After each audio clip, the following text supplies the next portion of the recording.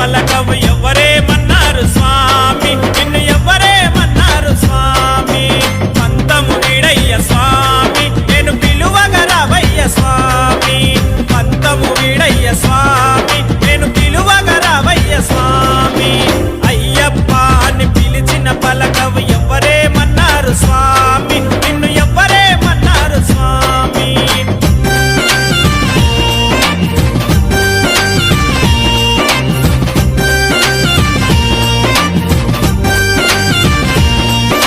స్వామియే శరణం అయ్యప్ప, శరణం శరణం అయ్యప్ప. స్వామియే శరణం అయ్యప్ప, శరణం శరణం అయ్యప్ప. నల్లని బట్టతో నిమాల వేసుకొని